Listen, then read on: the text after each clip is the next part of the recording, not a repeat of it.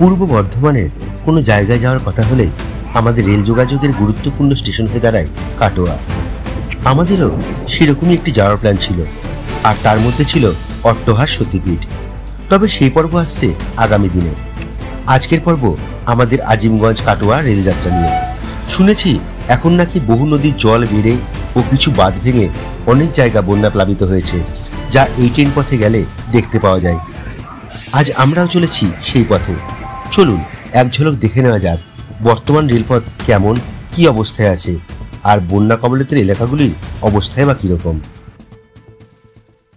তাহলে সকালবেলায় আমাদের ব্রেকফাস্ট, পাস্তা, একটা আমাদের বড়দের আর একটা আমার ছোটদের, তাই না শোনা?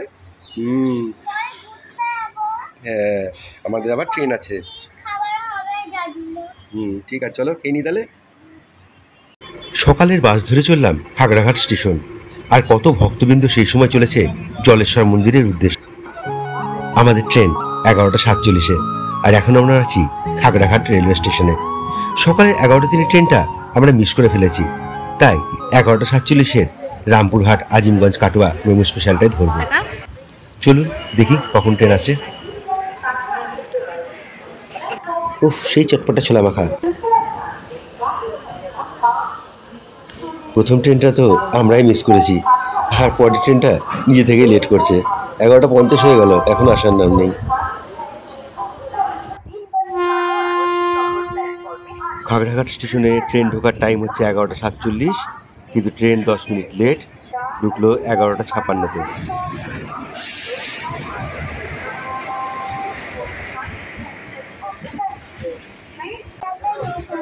ফাঁকা ট্রেন। এটাই হলো তারাপীঠ যাওয়ার ট্রেন। আমরা আগে ওই ট্রেনে গিয়েছি অনেকবার। ট্রেন মাত্র 1 মিনিটই দাঁড়িয়ে ছিল এখানে, তারপর ট্রেন আবার ছেড়ে বেরিয়ে যাচ্ছে এখন খাগড়া স্টেশন থেকে। আমাদের খুব সকালের ট্রেন ধরার প্ল্যান ছিল, কিন্তু বাড়ি কাজের জন্য সেটা সম্ভব হয়নি, এবং ঘুম থেকে উঠতে একটু লেটও হয়েছিল বটে। সেই জন্য আমরা 11টা ট্রেনটা ধরে ভেবেছিলাম, এবং সেটা মিস হয়ে গেছে আমাদের। খাগড়া স্টেশনের পাশ দিয়ে এই রাস্তাটা চলে যায় কাঁদি, কুলি, সাঁইথিয়া, রামপুরহাট, শিউরি, সেদিক দিয়ে হচ্ছে রাস্তাটা। আমাদের লালগোলা শিয়ালদা লাইনের পেয়ারা কিন্তু হচ্ছে 10 টাকা 3টে, এখানে হচ্ছে 5 টাকা পিস। কোথায় যাচ্ছে তাহলে তুমি?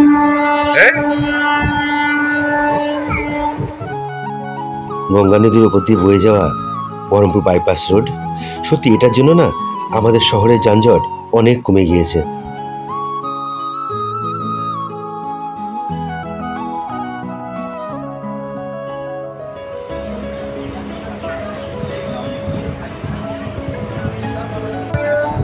কাটোয়া আজিমগঞ্জ মেমু প্যাসেঞ্জার ক্রস করছে এখন।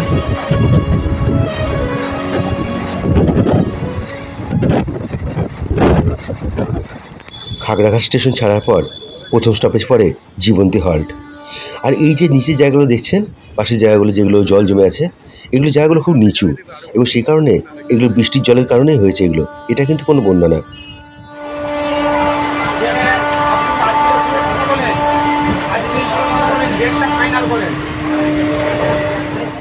আপনার বাড়ি কি গন্ডাসুমনের দিকে নাকি? আপনাদের বাড়ি ঘর ভেসে গেছে?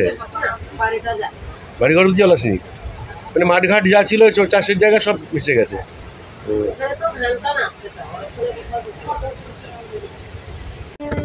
বয়স্ক মহিলাটি বললেন, এটা তো কিছুই না, যা ক্ষতি হয়েছে কর্ণ সুবর্ণের পর, ওর পর থেকেই শুরু হয়েছে বিধ্বংসী বন্যা কবলিত এলাকা। চাষের জমি টমি সবই ডুবে গিয়েছে, বাড়িঘরগুলো তবু ঠিক আছে।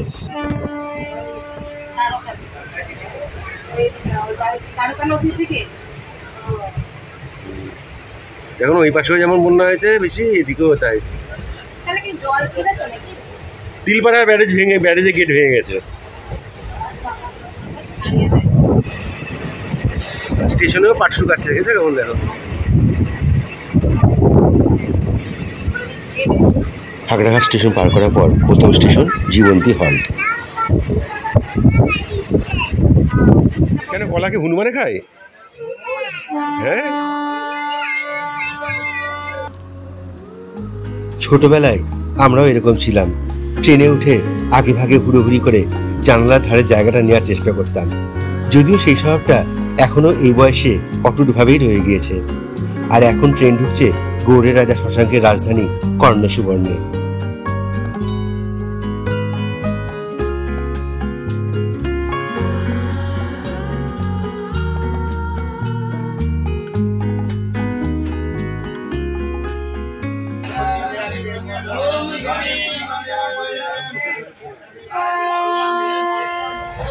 হাউস চালের মুড়ি,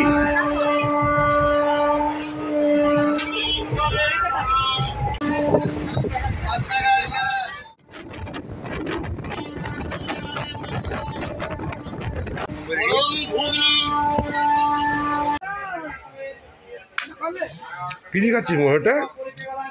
চিপস দিয়ে ঘুগনি? বাবা, অজয় নদী, বাবলা নদী, দ্বারকা নদী, সব নদীর জল বেড়ে গিয়ে আজকে এই অবস্থা।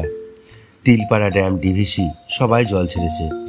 আর তিলপাড়া ড্যামের একটা লক গেট তো ভেঙে আরও দুরবস্থা। সামনেই দুর্গাপুজো, কত মানুষের কত আশা রয়েছে, কিন্তু প্রকৃতির খামখেয়ালিপনায় কত ফসল নষ্ট হয়ে গিয়েছে। কত মানুষের কপালে চিন্তার ভাত পড়েছে, তার হিসাব নাই। বাদ তো আমরাই বানিয়েছিলাম, তাই না, আমাদের অসময়ে জলকে কাজে লাগানোর জন্য। আজ গ্রামকে গ্রাম, ফসলকে ফসল, সব শেষ হয়ে গেছে।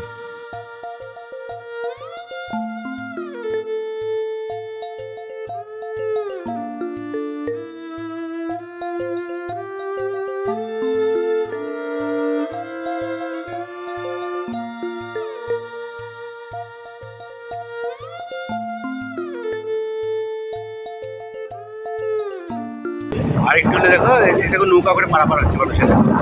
দেখো নৌকা নিয়ে পারাপার হচ্ছে। হ্যাঁ, তো কি করবে এখন, বাড়ি ঘরের দিকে তো এখন নৌকা করে যাতায়াত করছে মানুষ। হ্যাঁ, গাড়িটা ডুবে গেছে।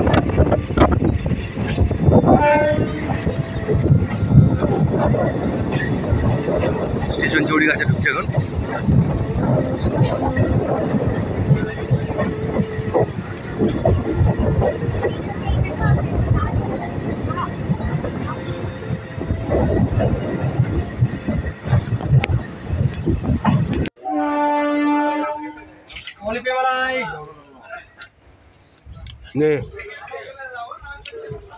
কি খাচ্ছে মোহর? ভালো এটা। চৌরিগাছার অবস্থা আরও শোচনীয়। সেদিন একটা ফেসবুকে পোস্ট দেখলাম, বেলডাঙ্গা ঘাট থেকে নৌকা করে চৌরিগাছা কিভাবে একটা বড়সড় জলপথ তৈরি হয়ে গিয়েছে।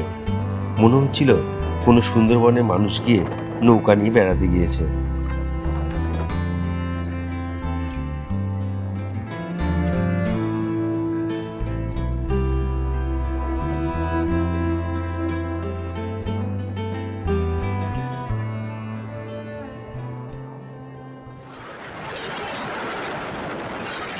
এই রামপুরহাট কাটোয়া প্যাসেঞ্জার ট্রেনের একটা গুণ আছে, ইন জেনারেলি এই ট্রেনটা কখনো লেট করে না, আর যদি কখনো করে তাহলে সেটা কিন্তু মেক আপ করে দেয়।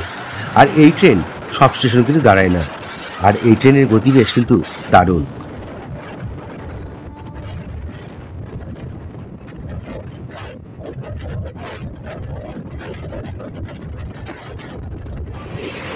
অজয় নদীর উপর দিয়ে চলেছি এখন আমরা।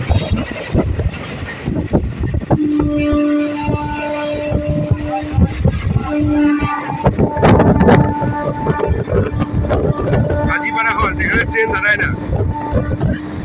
কাজীপাড়া হল্ট, এখানে ট্রেন দাঁড়ায় না।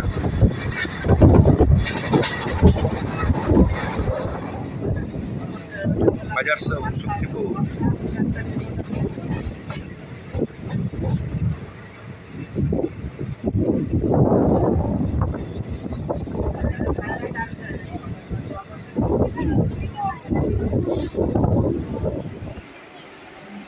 বাজার স্টেশনে ট্রেনটা 1.5 মিনিট পর দাঁড়িয়েছিল, তারপর আবার ছেড়ে চলল। কোনো স্টেশনেই কিন্তু সেরকম কোনো প্যাসেঞ্জার নাই, খুবই কম, একটা দুটো। পরবর্তী স্টেশন মিয়াগ্রাম হল্ট।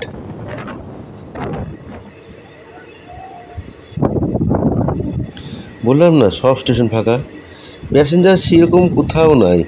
তারপরে আজকে এখন ম্যাক্সিমাম তো যারা মানুষ আছে তারা সবাই এখন ধরুন সেই শিবের মাথায় জল ঢালতে যাচ্ছে, তো এবার রাস্তাঘাটে দেখছি সবাইকে, সেই জন্য হয়তো সব সেই দিকে সবাই ব্যস্ত আছে।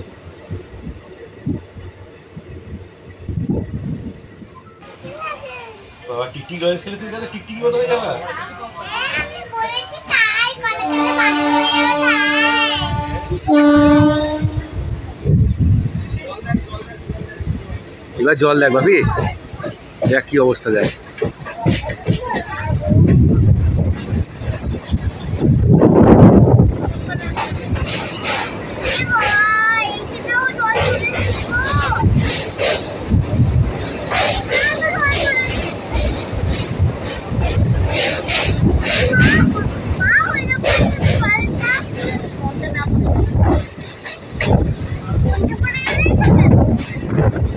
ভেসে গেছে।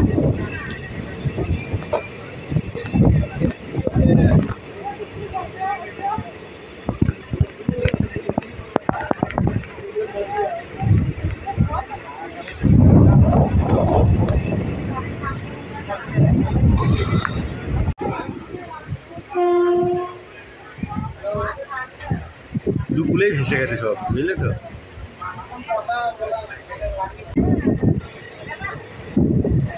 সব জলের স্রোত, ঠিক আছে, কেমন জলের স্রোত দেখো।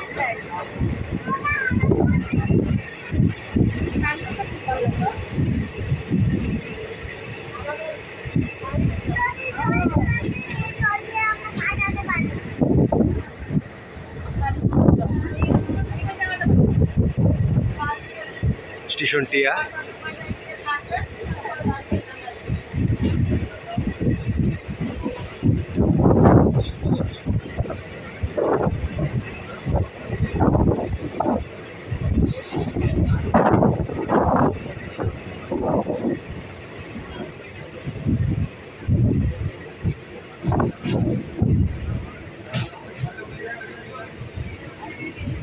এই খাওয়ার জল পড়ে গেছে, তাই না?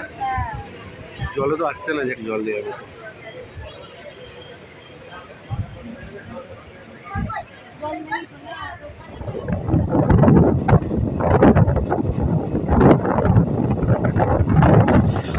Five 3009 Katwa Azimganj passenger. কাটোয়া থেকে বেলা 12টায় ছেড়ে দুপুর 1টা 50-এ আজিমগঞ্জ পৌঁছাবে এটা। চারিদিকটা দেখো পুরো সবুজে সবুজ। এদিকটা ডোবেনি, তাই না? এদিকটা জল হয়নি কিন্তু, এদিকটা ঠিক আছে। চল,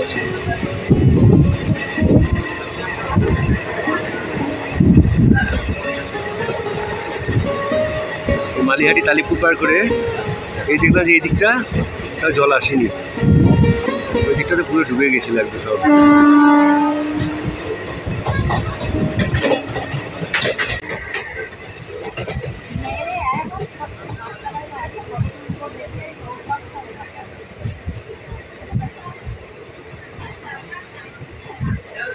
শালার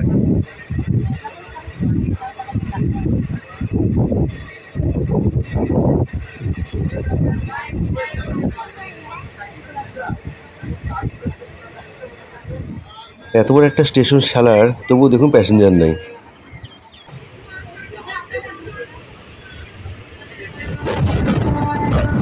জামাতপুর বহরান স্টেশনের সামনে আসছে, আর এই স্টেশনে কিন্তু এই ট্রেনটা দাঁড়ায় না আমাদের।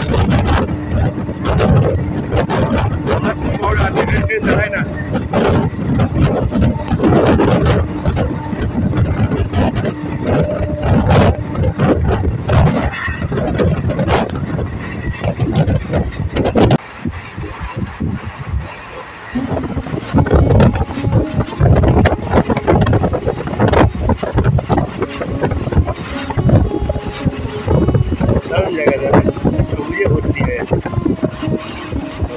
তাল গাছগুলো দেখো।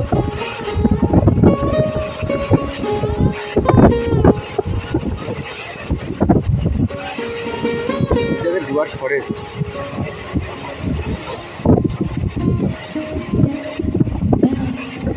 চোখের আরাম দেখো, এত সবুজ না চারিদিকে।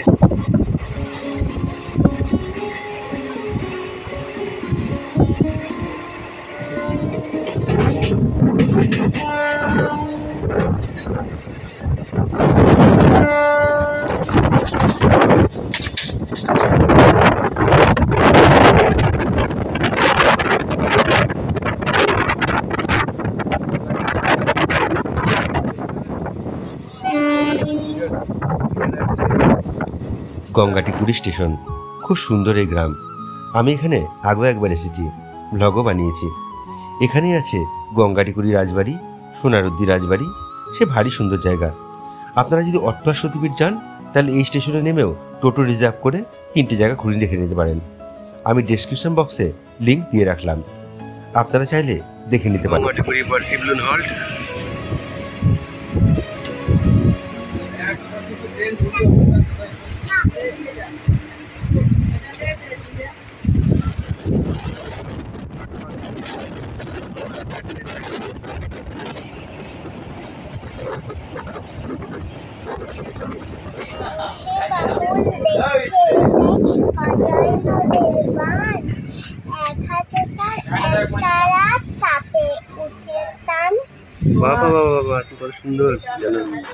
শিবলিন হল্টের পর এরকম ছোট ছোট 4খানা এরকম রেল ব্রিজ চোখে পড়ে। দেখুন পরপর আসবে সব।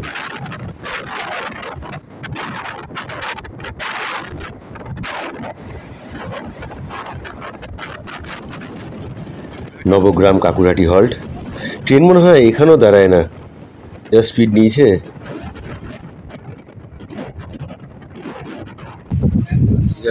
কাটোয়া ঢোকার আগে আউটারে দাঁড় করে দিল। ওই দিক দিয়ে হয়তো কোনো ট্রেন আসবে, তাই ট্রেনটাকে আউটারে একটু দাঁড় করে রাখলো।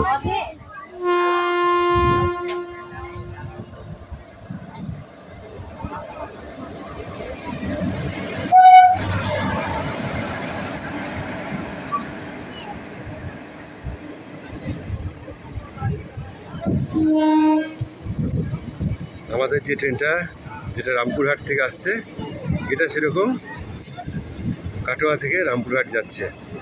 একই ট্রেন, এটা রামপুরহাট যাচ্ছে আর এটা রামপুরহাট, আমাদের ট্রেনটা রামপুরহাট থেকে আসছে।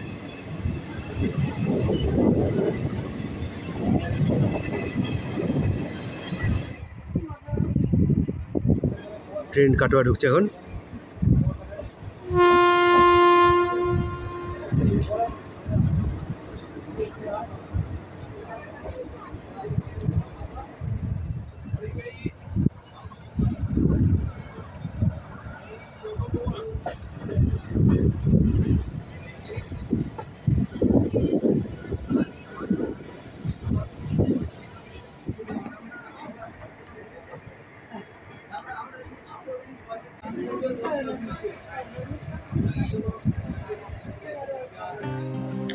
নেমে পড়লাম কাটোয়া রেলওয়ে স্টেশনে।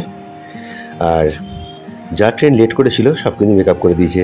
এখন ঘড়িতে 1:15 বাজে, আর আমরা 1:15 নেমে পড়লাম কাটোয়া রেলওয়ে স্টেশনে। এখন জল তৃষ্ণা পেয়েছে ভীষণ, একদম ঠান্ডা জল দরকার সবার আগে। একটু চলুন জলটা খেয়ে নিই, তারপর আবার ট্রেন স্টেশনে বাইরে যাব। জলের কাজ জলই করে, তাই না? এই গরমের মধ্যে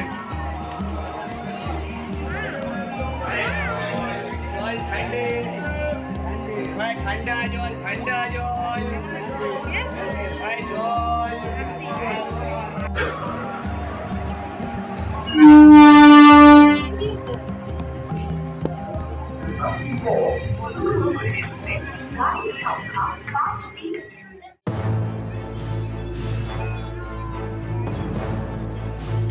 স্টেশনের বাইরে বেরিয়ে দেখি কত হাজার হাজার মানুষ কাঁধে বাঁক নিয়ে, ঘটিতে জল ভরে, খালি পায়ে জলেশ্বর মন্দিরের উদ্দেশ্যে চলেছে। আজ সারা রাত হেঁটে কাল সকালে পৌঁছাবে তারা। আমাদেরকে বাস ধরতে হবে এখান থেকে, আর আমরা বাসে করে নামবো নিরল বাস স্টপেজে। আজকের পর্বটা এ পর্যন্তই ছিল। আগামী পর্বে আরও ভালো একটি ভিডিও আসতে চলেছে। তাহলে আজ চলি, দেখা হচ্ছে আবার পরবর্তী পর্বে।